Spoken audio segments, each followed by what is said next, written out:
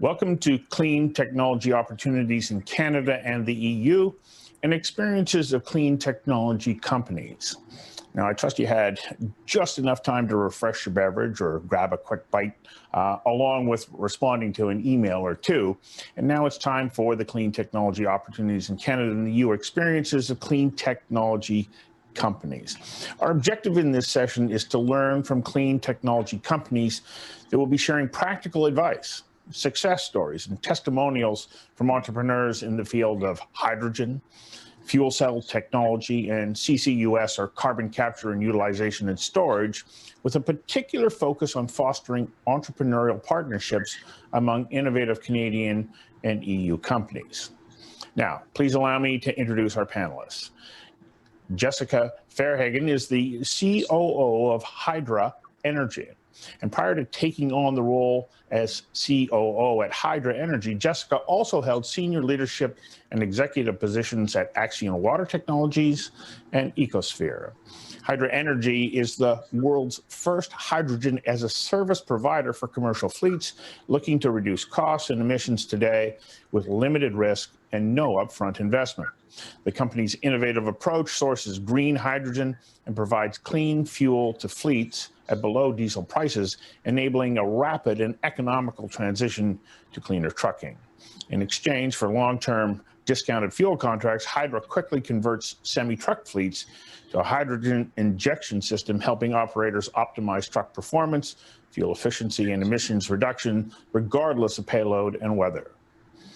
Joining Jessica is Claude Letourneau, the CEO of, sorry about that, Claude, of Svante. I got so caught up on wanting to make sure that I pronounced Svante properly that I didn't get your last name correctly. I apologize for that. Claude has more than 30 years of experience in the strategic planning, turnaround, and restructuring of international joint ventures and strategic alliances. Svante, the company he leads, has developed a unique and powerful carbon capturing system from industrial sources. The results are extremely impressive. Working with Husky Oil in Saskatchewan, Svante built a test facility that is capturing 10,000 tons of carbon per year. And our third panelist is João Maciel, an executive board member of the Center for New Technologies in Portugal and the managing director of new R&D at EDP. João specializes in R&D technology management and business development in innovative projects in the energy sector, and he understands the venture capital markets as well as international business development and clean tech. EDP, the company, is striving to be a global clean energy leader through the development of a wide array of clean technologies. Each of our presenters will speak for 15 minutes. And when I call upon you to speak, I'll ask the other two presenters to please turn off their camera and wait until I call them to make their remarks. And for you who are the attendees, I encourage you to go to Slido and pose your questions. Claude, I'll now ask you to take the screen, and Jessica and João, if you could please turn off your cameras. Thank you, Stuart. Bonjour tout le monde. Svante is as a pure play in carbon capture. We're based in Vancouver, British Columbia, and we've been working for many years, especially in the last 4 years, with many of the European partners that I will list a bit at the end of my presentation. So Canada and EU has been at the forefront of our development. If you look at the arithmetic of the net zero, people pledged for net zero countries and companies in the recent years, and you can see that we're trying to flatten the curve from CO2 emission, and carbon capture takes about 10–12% of that, and roughly around 10 gigaton out of the 40 gigaton will come from carbon capture from industrial sources, making sure we don't emit CO2 in the atmosphere in the first place. And there's also carbon removal, which is removing what's already in the atmosphere, and it's called direct air capture. We do play on both with our unique nanofilter, but our prime focus is on capturing CO2 or carbon capture from industrial sources. But the massive amount of CO2 that needs to be captured needs to go somewhere. And even though there is a few utilization of CO2, the only way you can really manage that large amount of CO2 is to safely store the CO2 and put the carbon back where it came from. We call this reversing the flow of carbon. And we've been working with major partners in the oil and gas to develop sites for safely storing the CO2. So when you look at the mammoth task that's ahead of us, today we have 40 million tons of CO2 being captured, primarily in natural gas processing and a few in industrial like hydrogen and chemicals. And the task is to get to 10 gigatons. So 10 gigaton is equivalent to 10,000 plants of 1 million ton. We have 40 plants today, and we need to go to 10,000 plants to just meet 10 gigaton. And the play will be primarily in North America because of the storage capacity that we have, and Canada is well suited for that as well, and some of it in Norway, and the cost of energy as well in both of these countries is low enough to be able to implement these types of technology. And then where is the CO2 will be extracted in the industrial sector? Obviously, coal power plants and gas power plants are area of focus, but our focus as Svante is more the hydrogen, the cement factory, and some play in direct air capture. So we have a 4-pillar strategy where we're focusing primarily on capture CO2 from existing industrial plants where you have natural gas boiler. The flue gas concentration of CO2 is about 8 to 10%. We have cement, which is emitting about 14 to 16% CO2 in hard to abate industry, and then obviously making blue-gray gray to blue hydrogen is another area that's about a 20% CO2 concentration. And finally, in partnership with a European company called Climeworks, we are working with them to adapt our filter in their stationary machine to remove CO2 from air. And that's a play where the CO2 is at 0.04%, much more demanding in energy to reduce that. So our unique technologies that we're using is solid. It's called a sorbent. It's a nanomaterial. That nanomaterial, when you pass a gas through it, CO2 and nitrogen that you see in a flue gas, catches the CO2 and leaves out the nitrogen without the CO2. So we take that powder, we put it on a laminate, and we create a filter, and that filter is then inserted into a contactor that rotates slowly over 1 rotation per minute. And we have 3 major sections where we catch, release, and redry the sorbent to be able to do the continuous capture of the CO2. So you see on the left side the size of the small-scale machine that we have today running at Husky Cenovus in Saskatchewan. It's a 10,000 ton per day facility, and we're scaling up the business as we speak. So what's the value prop for us is there is an existing technology capturing CO2 today.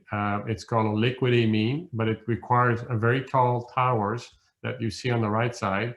And they're made in stainless steel, so quite expensive because of the corrosive nature of the liquid amine.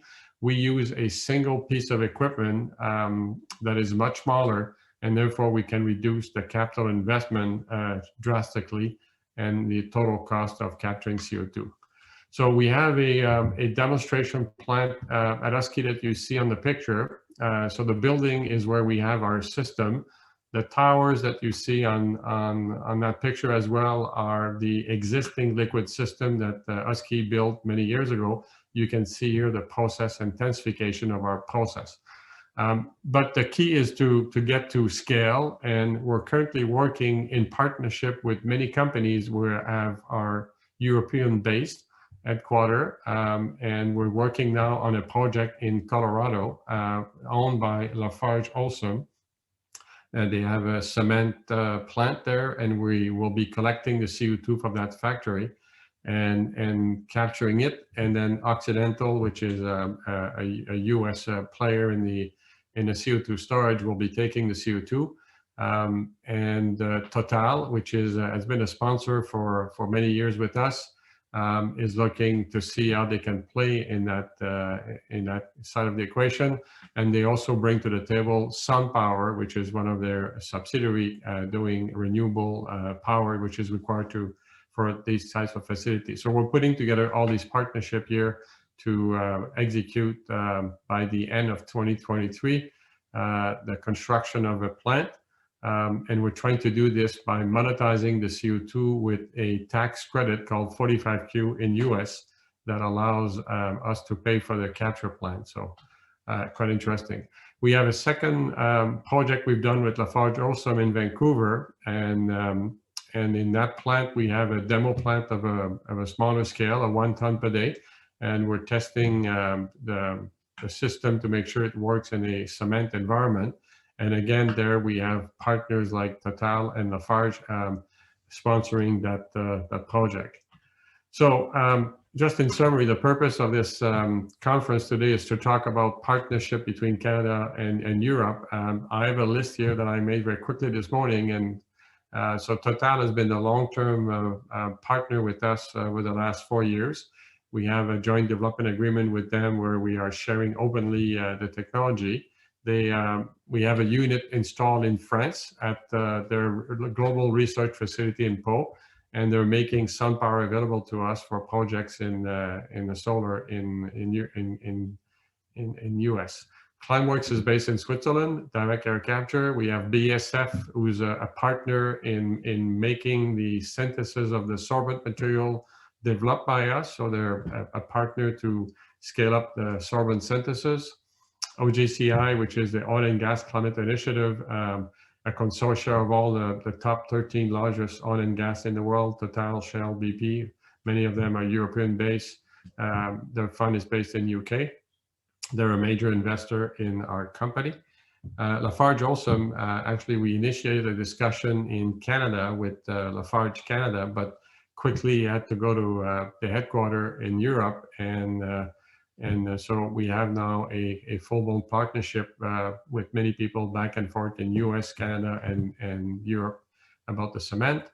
A leading producer of lime in that space is Carmus, is based in Belgium, so we do have a relationship with them right now. Linde, a German major industrial gas, heavily involved in blue hydrogen. We have projects with them in the US currently. Paul, which is a company also headquartered in Europe, is helping us on the water treatment. And we will be looking for an engineering construction partner. So we have ongoing discussion now that I cannot disclose, but with many large European players in that space. And finally, we keep very good relationship with a test center in carbon capture called TCM in Norway. And hopefully one day we could do a test there with our technology. Thank you. Well, thank you, Claude. The list of projects and partnerships that you have in place right now is truly impressive. And I'm sure that there are many people who are tuning in today who are saying, okay, how did you do that? How can we learn from your experience? I'll now call on Jessica to take the screen. And Claude, if you could just turn off your camera until we get to the question and answer period. Jessica, the screen is yours. Hi, thank you so much to Foresight for inviting Hydro to participate in the session. We've been really looking forward to it. We're a bit earlier stage than Svante. Hope to follow in Claude's footsteps. There's many exciting things that Svante is doing in Europe, and it's always good to hear from people that are a few steps ahead of you. So thank you, Claude, for your remarks. I'll dive into a bit more detail from Stuart's description of Hydro's business model in Canada, and then I'll talk about, as a startup, how we're approaching Europe, where we see the challenges and opportunities and what we're doing about them. So Hydro Energy is a clean technology company. We're based in Vancouver as well. Our innovation is more around the business model, which we call hydrogen as a service, that provides that turnkey comprehensive solution for heavy duty truck fleets to use hydrogen that Stuart touched on. We install a co-combustion conversion kit into existing commercial fleet trucks. So they don't have to buy a new truck. It's just a retrofit of an existing truck that enables the fleet to then run on up to 40% hydrogen. The conversion doesn't modify the engine block, which is important for the fleets. One of their big concerns after cost is that they void their warranties by doing alterations to the engine block. So we've designed our conversion in such a way that it doesn't modify the engine block, and it's typically done by the fleet's dealer. So the fleets don't have to worry about voiding their warranties. It's also so fully reversible. So when the fleets who are usually leasing the truck for 5 years in Canada, they can then pass that truck back to the dealer, fully take out the conversion and sell it on without hydrogen. For example, if the truck is going somewhere where there's no green hydrogen supply. And then finally, performance doesn't lose out. You have the same fuel efficiency, power, torque, and payload capacity as if you were running on diesel. And if you run out of hydrogen, for those of you who have driven something like a Prius, it just switches seamlessly over to diesel only. As the driver, you don't notice. It always comes down to the cost of hydrogen, though, for the fleets. We fuel the trucks with green hydrogen that we source from our chemical manufacturing partners, one of which we just announced last month, named Chemtrade. They're headquartered in Toronto. They've got about $1 billion market cap. We offer this byproduct hydrogen at a discount to what the fleet would have paid for diesel. So you have this business model that's very attractive to the fleet that we hope we can use to scale because of that attractiveness to the customer. It was very important for us to find something that worked for the customer, that reduces operating costs or adds to them, that doesn't require the fleet to make a huge upfront capital investment in new technologies. Last year, we got funding from a Can Export grant to assess and make connections in several European target markets. We've been starting to think about our European go-to-market strategy, considering what potential business model shifts might be required, including joint ventures or licensing arrangements, and how to select the right partners for those types of structures. We also wanted to take advantage of the timing, as I'm sure so many of you have seen, the increasing interest in hydrogen, and alongside that, the new strategies within the EU on supporting hydrogen within the government policy and funding frameworks. We picked Can Export because it wasn't just about traveling to these regions. Obviously, that's a no-go in COVID, but we could use the grant to help us develop marketing that was specific to our target markets, get IP counsel on how to ensure that our IP was protected, and analyze the opportunities for chemical partners like the one I mentioned with Chemtrade to see, is that something that's possible in Europe as well, or do we have to look at alternative sources for hydrogen? Interesting as a result of this work, we refocused our target markets because Europe values hydrogen higher than in North America. There's more competing uses for it, and some regions are also due to this more saturated, and we wanted to focus on underserved areas or places where we had a connection that we built. We understand a lot more now, including, of course, what we don't understand. One question leads to so many more questions. Like there's further work that's required to test our truck against EU standards like EU6. Our first step on this front will likely be a pilot or demonstration truck conversion to make sure that we're meeting the relevant European standards. It was also helpful as part of the grant to have a local expert contracted to help us vet incoming leads or incoming investors. And it just proved to be a much more efficient use of our time instead of doing a bunch of desk-based internet research on companies or individuals. There's somebody on the ground that you can just run that name past and they know if it's a good fit or not for the company. In that same vein, our latest investor, Just Business, they're a social impact fund out of Silicon Valley. They just opened their European office in Stockholm. And so they've been helping to do that same kind of process of scouting and vetting different opportunities, particularly in Scandinavia for hydro. We have met with Canada's trade commissioners in Norway and Sweden and about to do the same in Finland. We now have several business partnerships that we've begun exploring in Scandinavia and also in the Netherlands and the UK. And we have some decisions to make on which ones make the most sense for hydro today. So figuring out the timing for us was definitely a topic of much discussion inside the company.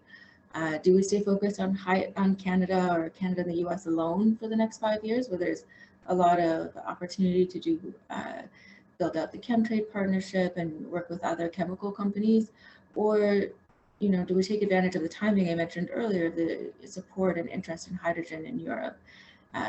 If it's not Hydra, it could be somebody else. There could be a competition on the horizon that if we don't act now, we lose out on. But on the other hand, like many earlier stage companies, we don't have the resources to necessarily open up and staff a European office. The capital that we've been raising is for development of the projects that we have in Canada today. And so that growth capital is something we would need to raise. So it's thinking through the pros and cons of what makes the most sense for today. And the Hydra board was very helpful in providing guidance to our team to focus on international opportunities that leverage teams that are already in Europe, including their investor networks and their fleets and OEM connections. It's an approach that offers us more administrative ease, but still gets us that opportunity to get a foothold and begin building our brand in Europe, piloting out a track to test against the standards.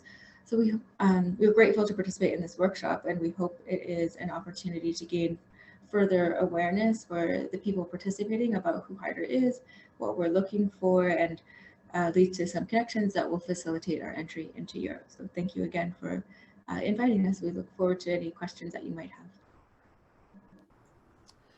Thank you, Jessica. To all participants right now, just before I introduce or ask João to take the screen, please go to Slido. There is a poll there that we've got there. You'll find 2 questions. We want you to answer those so we can get a sense of what it is that you're hoping to benefit from being here today. And also, please enter questions so that we can have a lively discussion here after João completes his remarks. And once he has completed his remarks, Claude and Jessica, I'll ask you to turn your cameras back on, and we will have a discussion. João, please turn your camera on, and the screen is yours. Okay, thank you very much, Stuart. I will just upload my presentation as well.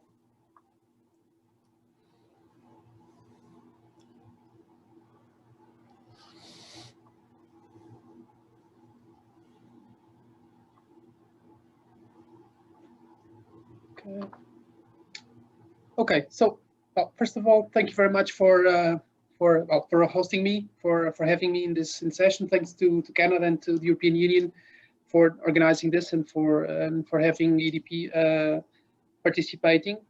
It's a pleasure to be here with all these distinguished guests and attendees.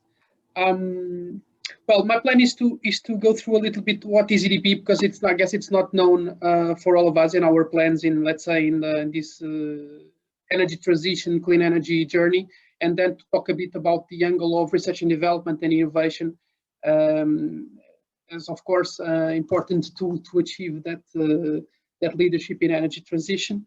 And finally, discuss a bit on possibilities for cooperation, namely with the Canadian and European entrepreneurial community that is working on this clean technology area. So on EDP, well, EDP is let's say, it's becoming a global energy company. We started as, let's say, the former incumbent in electricity in Portugal. And nowadays we are present in 20 countries. We have, let's say, a large base as an integrated utility in Portugal and Spain, and as well in Brazil. But then we grew significantly through renewables to other territories in Europe, and we also have a very important base in the US nowadays. So as of the end of 2020, we have a strong, in fact, many years ago, since I would say back in 2006 or so, we started this path towards becoming a global clean energy company. And so today, around 60% of our operational profit comes from renewables, be it wind, solar, or hydro. Around 25% of our operational profit comes from networks, and 15% from our energy commercialization business. We have more or less, just to give you an idea, 25 gigawatts of installed capacity, of which around half is wind and solar. We have more or less operational profit in the range of 3.5 billion euros, which leads to, let's say, a net profit of close to 1 billion, more or less 12,000 employees and 9 million customers. As I said, given where we started, Portugal is still our, let's say, our biggest market in terms of operational profit, because we have several businesses there. Second largest is the North America, with the US, Canada, and Mexico, and then we followed by Spain and Brazil and some other countries in Europe, as I mentioned. On our, let's say, on our strategy, I think it was important to share. So of course we acknowledge the challenge our world is facing. And we have been committing and sometimes even going beyond what is the, let's say, European Union strategy and the policy which is in place to help us achieve, let's say, the at least 1.5 degrees Celsius increase in temperature. And so we have recently presented our strategy, which is named All Green by 2030. And I just share here some highlights of this strategy.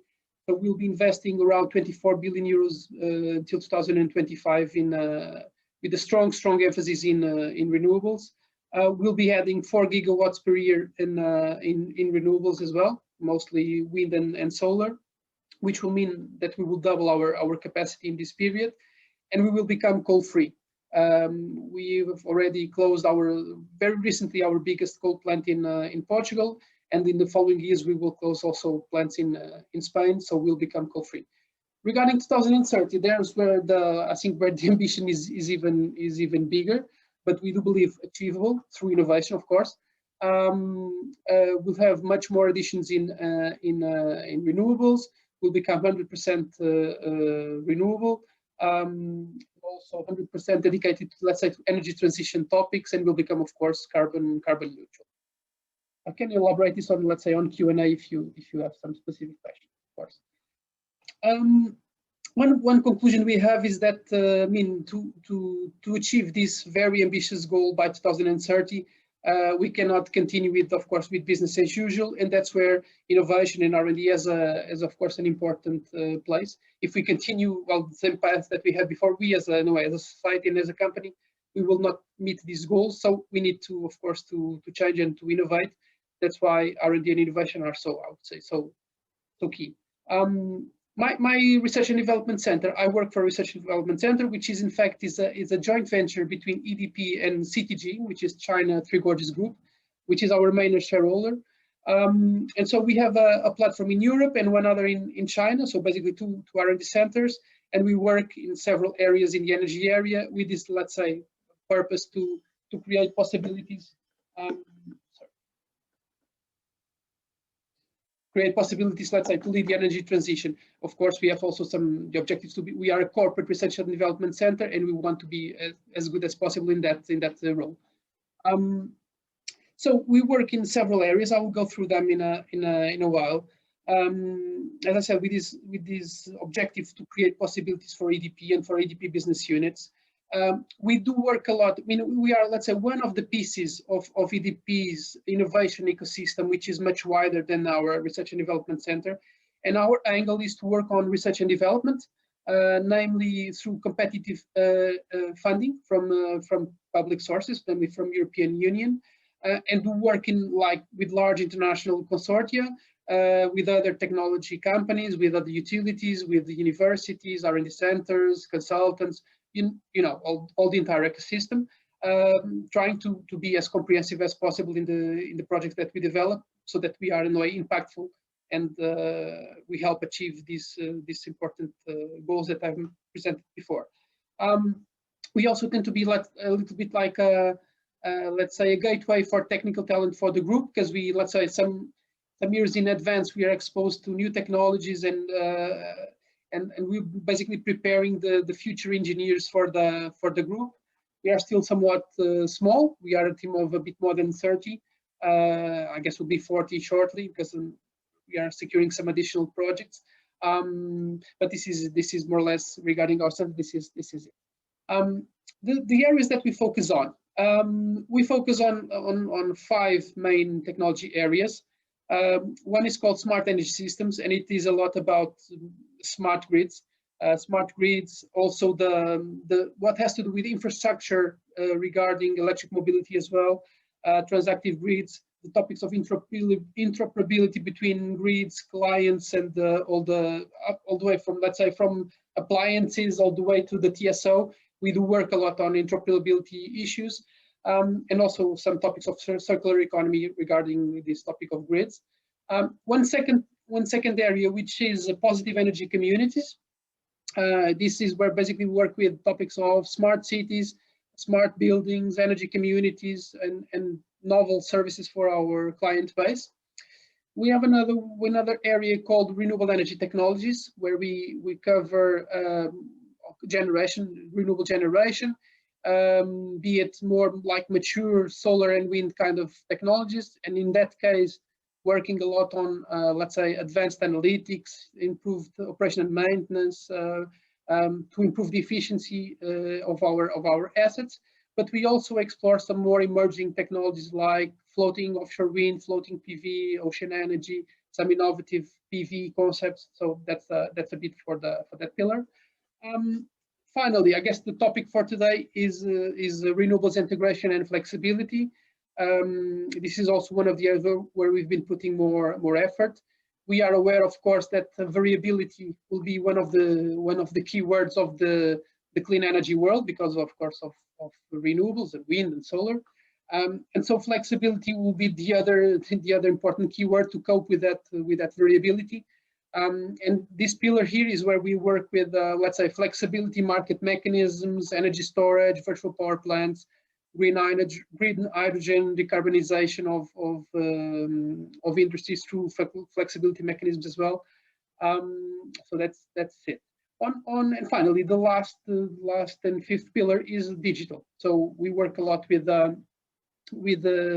digital topics like machine learning, IoT, cybersecurity, you name it, but applied to the other four pillars, like in applied projects using digital technology to improve, let's say, our operation. As I mentioned, we do work a lot with competitive EU funding. So from the 31 projects that we have, 27 of them are being funded through competitive EU funding projects through Horizon 2020 program, and the remaining ones with support for, let's say, from national funding entities. But I mean, like, the bulk is through Horizon Europe, and we are very actively looking for the next wave, which is, as you know, Green Deal and Horizon Europe, which is the next framework program. And as you can see here on this slide, you can see that the topics of positive energy communities, renewables, and integration and flexibility have been by far the biggest volume and the biggest focus in our center. So going a bit deeper into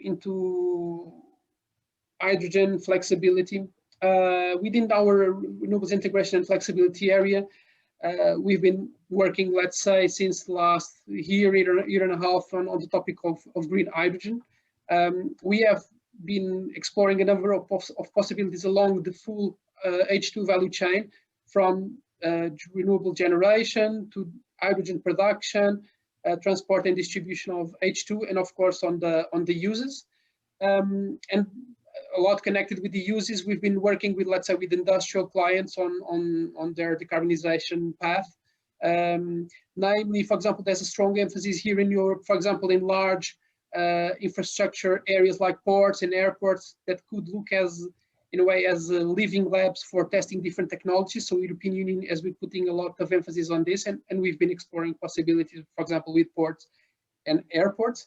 And perhaps here we could ask the question, I guess it's a bit obvious, but why do we care about green hydrogen? And I guess the answer is, we do believe that to be all green by 2030, which is this commitment that I just presented, we need to have a strong emphasis on renewables.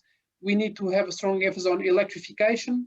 But there's a bit on this ecosystem which is very hard to electrify, and it's let's say the typical hard to electrify or hard to abate sectors. You all know it: cement, steel production, some chemical production areas. And so that's where we see a fit for green H2. And of course, we in strong relationship with our renewable energy generation and the way to power green energy, green hydrogen production. Being a bit more concrete on the initiatives, I would say, let me on the left part of the slide, I'll be talking about our support to our group, to our company, to, let's say, large partnerships we've been developing on this front. And on the right side of the slide, I'll be talking about 2 concrete R&D initiatives that we have in place. So on the support to our group has been developing with some partners like the large oil and gas company from Portugal, the transmission system operator, a metal construction company, Vestas, which you know it's an OEM for wind turbines, and Engie, the large energy company from France. We've been developing a possibility to develop let's say a 1 gigawatt electrolyzer by 2030, let's say, in Sines area. It's in the Atlantic coast of Portugal, in a port area. It's an industrial area. It's where we had one of our biggest coal plants, which we've recently closed, and which we need to, in a way, to transition to a new world. We have, as I said, port infrastructure. We have high pressure natural gas infrastructure there. The industrial cluster with the refinery and several chemical plants. So we have clients for the hydrogen, and that is let's say the rationale to developing it there. And there's also an angle to develop exports. I think you heard this, perhaps you heard this in some southern European countries where the renewable resource, namely solar and wind, is strong, would be potentially exporting green hydrogen based on powered by that green electricity through northern European countries. And we have a case in place to potentially export green hydrogen to Central Northern Europe, for example, to the Netherlands, which is one concrete case that we have been developing. And so on this topic, we've been helping the company achieve this IPCEI, which is like it's a stamp that you get from the European Union called important projects of common European interest to award this to our project, to make it a bit let's say to facilitate the funding, to facilitate the permitting processes. So this is one important milestone that we are procuring in Europe. And then we are, of course, starting to develop funding opportunities. For example, we've recently presented a proposal to the Green Deal call earlier this year to try to finance one of our R&D areas. This is, of course, split into pieces, and the R&D area will culminate with some, let's say, hundreds of megawatts of electrolysis by 2026, 27, I don't know exactly.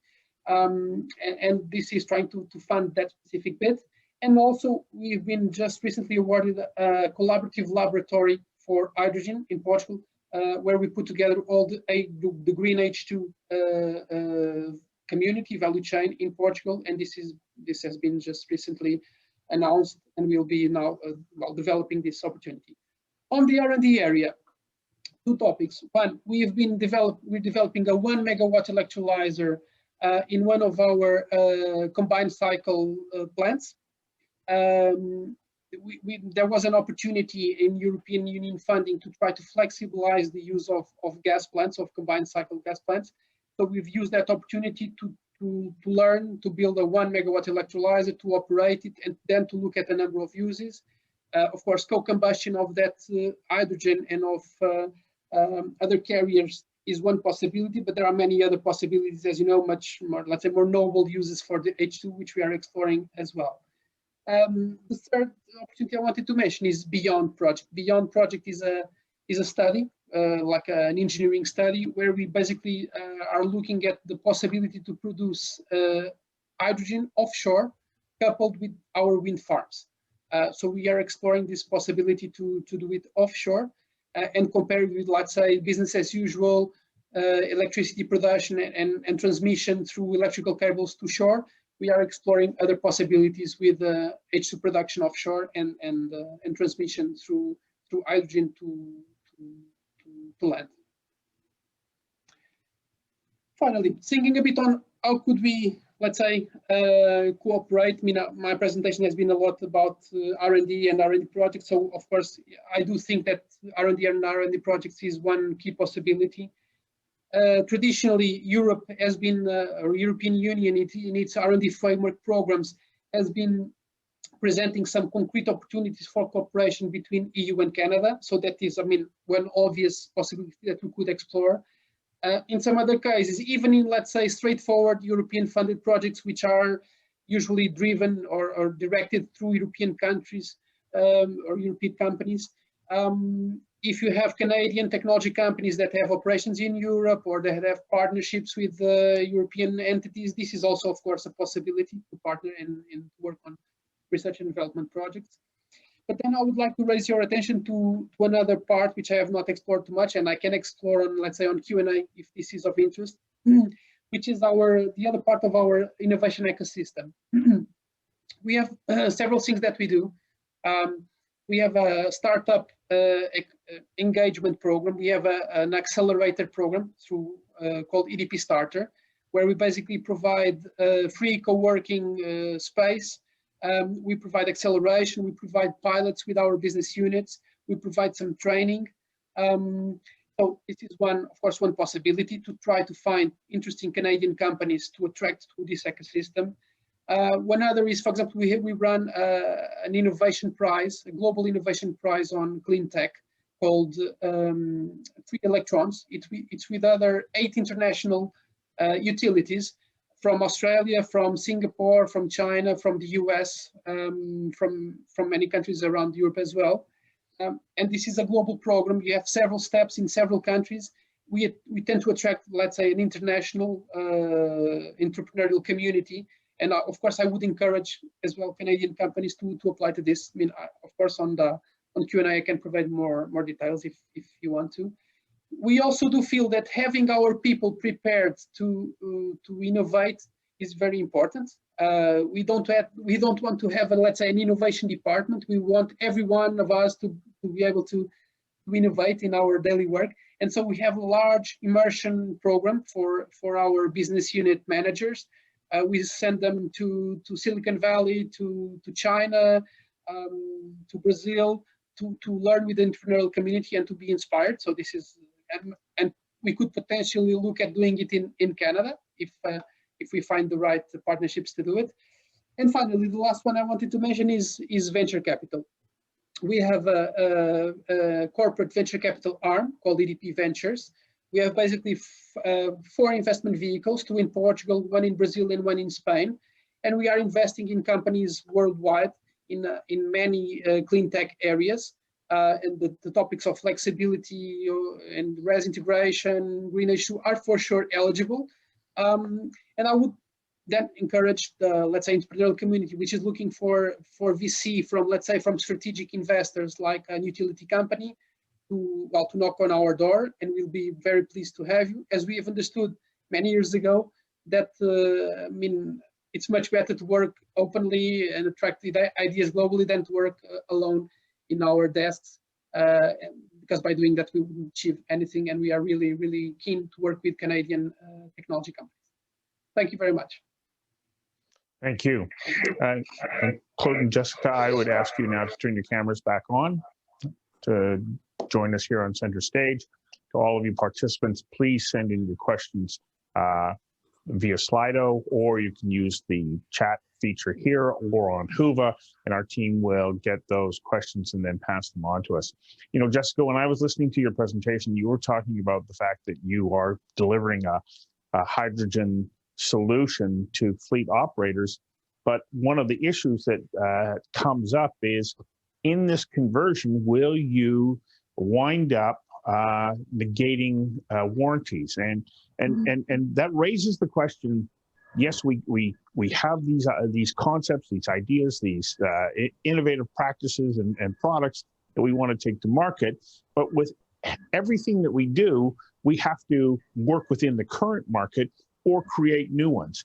And so, you know, Jessica, I'll ask you to sort of address what some of those challenges are as you move forward in the development of your company. But Claude and João, you are more advanced.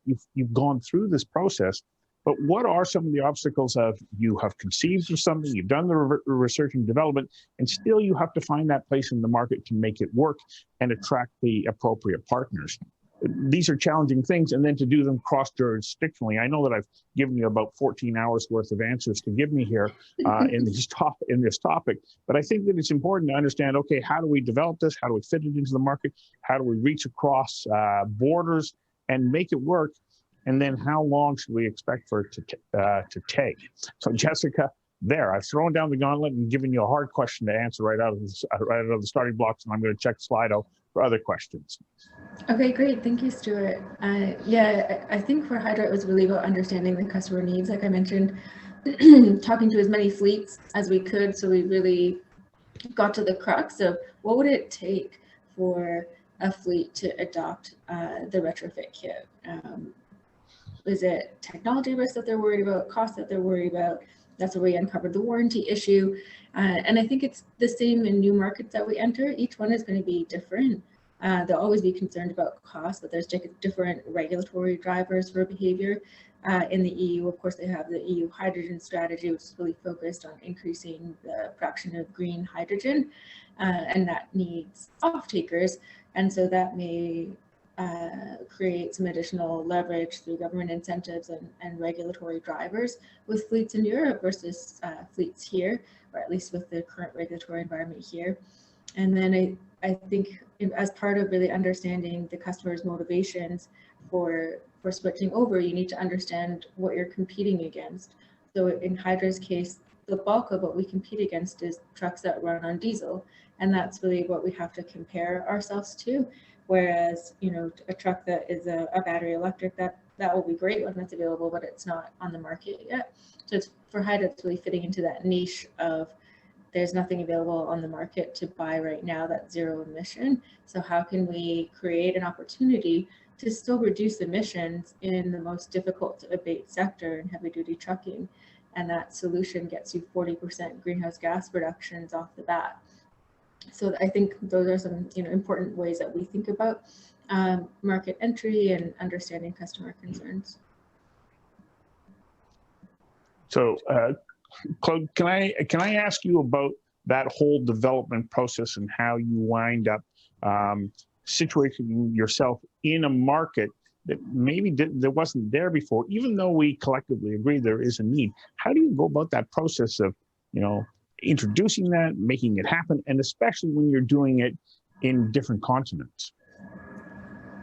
So it's quite demanding for a small size company or a small company to address a global problem. So I would think that I've done this thing 3 times in different industries. I was involved in the early 1990s in lithium batteries for electric vehicles. So we were probably 30 years ahead of our time with the battery requirement for EV. But my experience is that you need to identify, number one, a beachhead market that allows you to do a demonstration.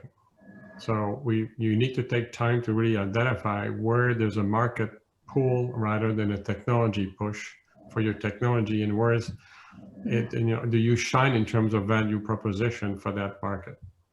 Once you've done your beachhead market, you need to identify an early adopter. And that early adopter has a pain, and you need to understand the pain that they have and the drive and the risk appetite that they have to go through the valley of debt. The valley of debt in the case of Cleantech, especially a hard Cleantech, can take 20 years to go from an idea to a commercial success. So unless you understand the steps that it takes to do these things, you have to identify players who are willing to take the risk, and not everyone has the same risk appetite. And I would say, finally, you need to fully understand the business model in which you want to deploy your technology in that given market. You know, I keep telling my team, companies don't compete on product and services. They compete on business model. And they keep track of the success of implementing their business model by looking at the revenue of sales and product and services. It's a mindset that you have to have. So once you understand the business model, so in our case, we said, okay, capturing CO2, so what? What are you going to do with the CO2? Massive amount. And it was clear to us that storage was the only play. And we said, who has the technology, the know-how, and the appetite to store? And we said, the oil and gas. So we went and partnered quickly with the oil and gas industry worldwide, with the best people, and says, how do you approach storage? And they said, well, it's too costly to capture. I said, okay, let's assume we do capture at low cost. Where would you store this thing, and what do you need to do these things? And we got to understand these issues. And then at the end, in our business model, we are a technology provider providing a proprietary machine with a technology package or a process package, and the value chain partner to go to market, which are the engineering construction companies. They know the business of construction, so we say we're not going to become an engineering construction company. We'll focus on being a very good manufacturer of these nano filters. And again, there's other people who can also help you in that process. So this is when you evaluate your business model and the value chain partnership, both to make your product and also to go to market, you then develop a clear vision of who you want to deal with. And then you go after the best to do these things. There's a tremendous number of relationships there. I noticed on your slide that that CETA is one of your partners, and you just mentioned the fact that it's important to have those kind of relationships, that they can bring their expertise to the challenge, coupled with your innovative strategies. How do you go about developing some of those relationships, especially as you're building up your company? And because it takes a long time to establish those kinds of relationships. Claude, I'll get you to answer that, and then as well, I'll come to you for Sure. answer to my initial question, okay? So to be honest, I'm an old monkey, so I've been at it too long. I have a network that I've developed over the years, and my experience in my career, I've worked maybe half of the time in taking technology out of the lab, bringing them to market, and dealing with the very global problems to be resolved, and develop a network of people within many companies in the industrial side. And then and also spend a great deal of my time as in the engineering construction business, so building aluminum smelter around the world. So I knew the construction industry. So when I go back to the construction, to answer your question about CETA, when you understand the path to market, you know that somebody's going to have to finance these first commercial plant, and nobody has an appetite of being the first one to build a plant that has never been built. So the financial market, knowing this, would go back to an engineering construction company and say, okay, can you guarantee that process? You just don't walking into any engineering construction company and tell them, you know, a technology works, can you guarantee and backstop this one? The answer would be no. So you need to bring them slowly in learning the risk profile of your technology. So we've done this by picking, and I have an approach that I call an integrated project delivery approach, where we bring all the stakeholders around the table, and that's what we've done on the project in Colorado. And we brought the cement producer, the Oxy, which is the off-taker, the Total providing renewable, CETA providing engineering construction, us technology package, and we work in an open book in developing the project from concept to execution. And there will be a time when it's time to close the books and everybody plays their role and takes the risk profile of it. So we take an open approach to this in developing these things. And I had a relationship with some of the CETA people, so I called them and said, I understand you understand that approach, and do you want to be a partner? And they said yes. João, can I ask you to take the screen now and expand on this?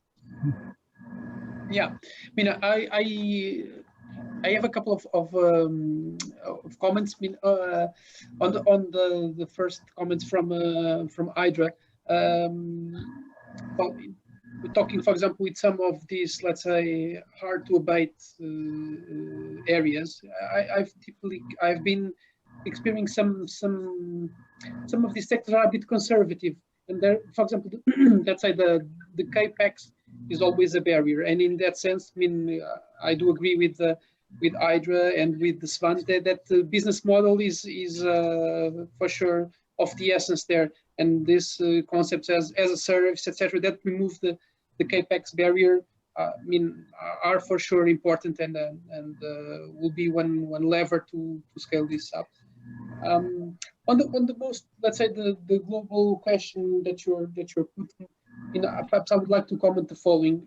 Being a utility, we are, let's say, more of a technology user rather than a technology developer, right?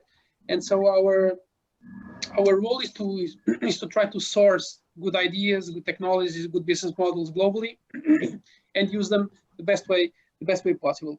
What we think we have achieved so far with our, let's say, last 15 years in developing this innovation ecosystem is that I think we can go from, let's say, very early stage ideas up to mature concepts, and we have different tools to help develop those technologies, those companies along the way.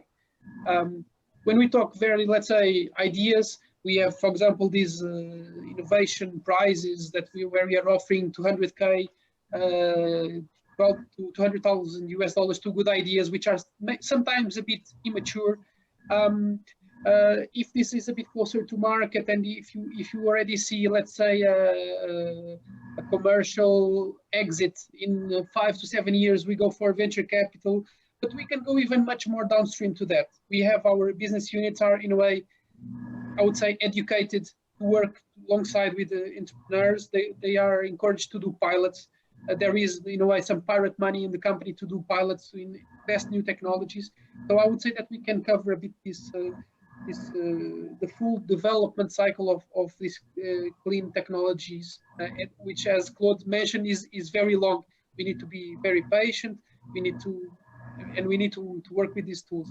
And perhaps I would bring one other angle, which is this topic of perhaps the biggest difference between us and a typical venture capital fund is the fact that we know a lot about the sector, in the sense that, for example, venture capitalists are typically a bit, they do work with, unless they are very, very specialized, they do not know to the fullest detail the things in which they are investing. They are taking, of course, a leap of faith, which we also do in many cases, but we do a lot, and we put a lot of emphasis in testing. Sometimes we don't get as much volume as we should to be able to have a proper venture capital business, because we do put a lot of emphasis on testing.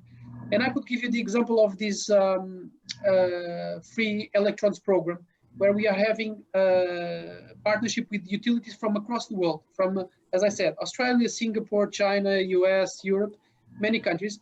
And we are encouraging pilots, for example. So the one who wins doesn't just not take the prize. This is properly structured. We have several boot camps. We have several discussions in different countries with different utilities. So when you come out of that marathon, you come out of it with a, let's say, with a robust product, which is, I would say, scalable worldwide. At least it has went through the criteria of very different mindsets of utilities, different risk acceptance, different attitudes to many things. So perhaps I would emphasize this as one of the important tools that we have to help these technologies scale up and come to life. You know, you touched on an interesting point there, and all of you have, is that the process from concept through to actual commercialization is long. One of the questions that came in and said, well, what about Africa? And I know that this is a CETA, Canada, EU workshop, but if we're working collectively to address a global problem, how do we do that if we're not factoring in Africa? And if the gestation period is long, is it not important for us to also turn our attention to Africa? And I'll ask all of you to consider that question. João, maybe I'll come back to you and start with you, and then work our way back through Claude and to Jessica. Okay, so I would start. Yeah, I mean, of course, I mean, Africa is for sure one important part of the global decarbonization, energy transition equation, for sure. I don't know the figure by far, but I mean, I think we still have, let's say, 1 billion people out of electricity system, right? And an important part of that is in Africa. So for sure, they are one part of the equation. How have we been exploring that? We have a small, what we call access to energy business. And I mean, I know other utilities that have already a bit more, I would say, larger, robust operations. We have a small team yet, still working on it. And we are doing, let's say, it's also an investment angle. We are investing in companies that have solutions for the access to energy market in Africa, be it off-grid solutions or some microgrid solutions, and we've been putting some money in companies and helping them grow in some specific markets in Africa. It all started with some corporate social responsibility issues, with some works in refugee camps, etc., in Kenya, and then it became a real business, and it's growing, and we do think it is really important. Challenging to scale up, though, isn't it? And yet, when we take a look at the demographic shifts that are happening in Africa, it's very important that we look there. Claude, are you looking through some of your partnerships and the work that you're doing to Africa as well?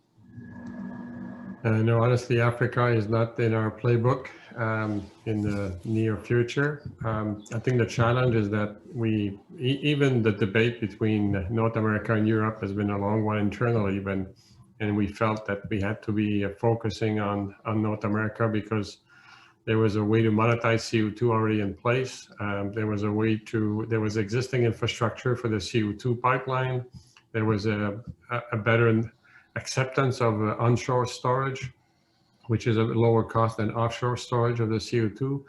And the cost of energy is quite low. So when you look at all these parameters, even playing today for us in Europe in a big way is a challenge. So Africa doesn't have at all any of the infrastructure that we're talking here. So I'm not saying that one day we won't play there, but I don't think this is an area where you would be able to get these projects going. So, right. And my experience in working in the mining sector, we've built quite a bit of mining and operation in Africa. Is it's driven primarily by the Chinese who come in and basically open up a catalog and says, okay, what do you want? And then they flip it and they provide the financing and they flip it and they provide the resources to do it. So I think deploying carbon capture in a massive way, we're talking trillions of dollars to address our climate change issues, will require major companies or countries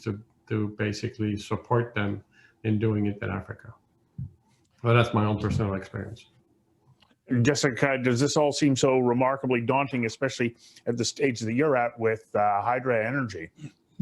Yeah, I'd have to agree with Claude that for us it's too early to enter into the African market. Of course, greenhouse gas emission reduction targets are global, and Africa is a big piece of that picture. I actually spent a few months in a previous job living in Dar es Salaam in Tanzania, and I saw the leapfrog that they did from just skipping over landline infrastructure altogether and moving to cell phone towers.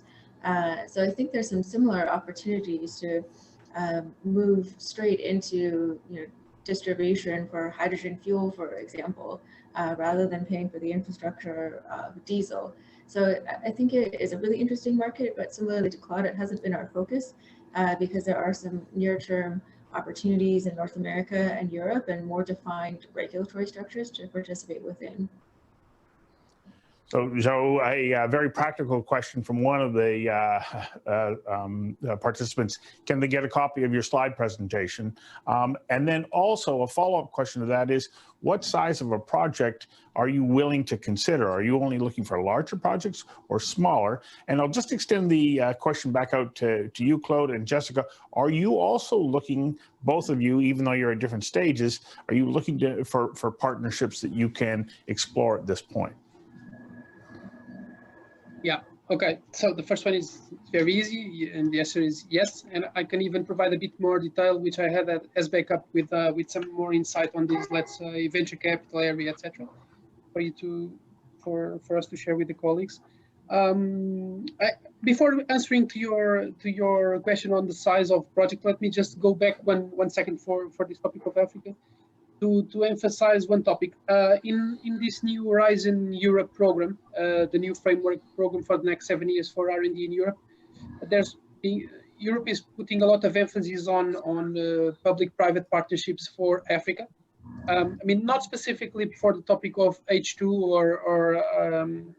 or carbon capture and storage. I understand that. I mean, this may be too soon for these sectors, and of course there are several different Africas within Africa. So you have some countries which are already significantly industrialized, and others which are very different. But I mean, perhaps one angle there is also, it's not on the H2 and CCS topic, but on the, let's say, on the broader clean generation area, we do think that in Africa we have the opportunity to design from scratch and to design very efficient, for example, like DC distribution, PV powered, some topics which are in a way disruptive and in a way are not developed in Europe or the US because of the legacy of the existing systems. And we do think that this could inspire us to some changes, even on, let's say, on the more westernized world. Going back to your second question on the size of projects. I mean, these European projects, the R&D projects, there is lots of differences between them. We have large innovation projects. We have research and innovation actions, which are typically smaller and lower technology maturity levels. And we also have some projects which are, let's say, coordination and support actions that typically go for creating networks, and it's not typically small projects or to raise awareness of specific topics if they are less mature still. So I would say, I mean, on that front, on research and development, size is not, like, say, the biggest issue. I mean, we work with different kinds of projects. For example, if you look at our VC activity, I could give you some figures. We tend to go for $500,000 to $2 million size tickets in our VC investments, always looking at, let's say, minority stakes in companies. And so this is just basically to give you an idea of, for example, our, let's say, the size on VC activity. Thank you. Claude, just before you answer that question, there was a Slido question that came in talking about scale. Can you deal with a 10,000 kilogram per day of CO2? Can you get that small, or are you still having to focus on larger projects? To answer your question, size matters. Like any chemical plants or the like, the bigger you are, the more capital efficient you are per unit of capacity. So typically, the conventional technology for carbon capture, which is a liquid system, they tend to be quite efficient at sizes of, I would say, 3 to almost 6 million tons a year sizes. So that's where you're going to see the sweet spot of these existing technology. They can technically be done at smaller scale, but it will cost you quite a bit in dollar per ton to do these things. So to answer your question with us, our value prop is we have a lower CAPEX, lower capital investment compared to liquid systems. So we take advantage of it by entering a market that would not be accessible at the price point we want for that industry, and that's the industrial sector, where a typical cement factory or gray or blue hydrogen facility would be in a range of 500,000 to 1 million tons per year sizes. Well, at that size, a liquid system would cost you about $80 to $90 per ton to capture the CO2. We do it for about $50, 50. So until there is an acceptance of society that the cost of carbon capture should be paid at around $100 per ton, it will be very difficult to deploy in an industrial sector. So our technology enables that market opening, and that's what we're focusing on with the $50 per ton that we have to play with in US with the tax credit of 45Q that's available. So, and hopefully soon in Canada. So I would say you're going to see some liquid-based system at probably 3 to 6 million tons on very large coal power plants, and you're going to see us playing in the 500,000 to 1 million ton. And then if you go very, very small, then you end up in the $150 to $250 per ton, where there is no volume for that at that price. Jessica, because you're still scaling up, you can look at projects that are on at a wide variety of different scopes.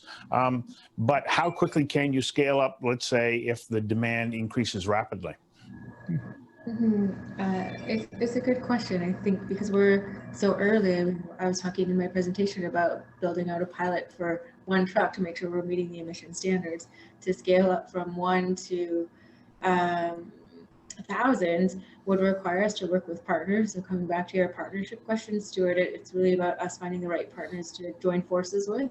Somebody that already has distribution networks into fleets, or ideally working with OEMs. Some of the biggest OEMs in Europe, of course, would have that kind of capacity. So rather than Hydra being the company itself that is selling a conversion kit, for example, our preference would be that that gets integrated into an OEM's option, and when a fleet is buying a new vehicle, they can just check off the Hydra option and go from there. So I think for us, the growth is really more tied to what kind of partnerships we can attract and develop together.